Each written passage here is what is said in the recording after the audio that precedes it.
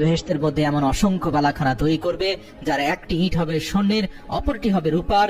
মনে রাখবে, তোমরা যেদিন এই কাজ সফল করে আমাদের সংবাদ দেবে, সেদিনই আমরা আমাদের বাদশাকে নিয়ে যাব। সাদ্দাত ঘোষণা করলো, যেদিন কাজ শেষ হবে সেদিনই আমার চিরকাঙ্ক্ষিত বেহেশতে বসবাসের জন্য আমি যাব।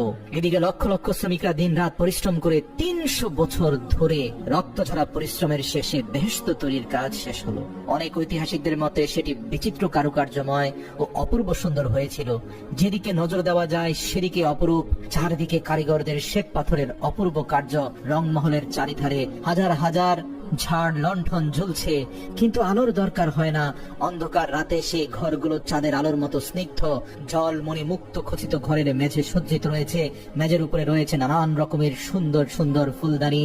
ঘরের চারদিক থেকে আতর গোলাপ, মিষ্টি আম্বারের সুগন্ধ ছুটছে। মহলের চারপাশে বাগান রয়েছে, এই বাগানে রয়েছে সোনা রূপার গাছ, তার পাতা ও ফল নানা রকমের কারুকার্যময় পাথর দিয়ে তৈরি।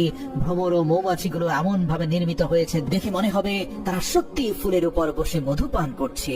আর সেই সকল রাজপ্রাসাদের পাশ দিয়ে পানির নহর কুলকুল শব্দে বয়ে চলছে। যা তা পানি নয়, সবই গোলাপের পানি। সেই পানির থেকে গোলাপের সুগন্ধ আসে। তার পানি এত স্বচ্ছ যে মনে হচ্ছে যেন মুক্তার ধারা বয়ে চলছে। এখানে শত শত সুন্দরী রমণী আছে।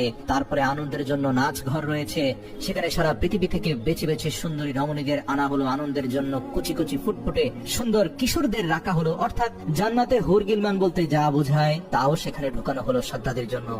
বেহেশত নির্মাণের কাজ সম্পূর্ণ হলে অবশেষে বাদশার মন্ত্রী একদিন বাদশার কাছে গিয়ে বলল, হুজুর, এবার আপনি আসুন। বাদশা সাদ্দাত খুব আনন্দের সাথে বলল, বেশ, কিছুদিনের মধ্যেই আমি সেখানে প্রবেশ করব। তুমি একটি বিশাল রাজ আয়োজনের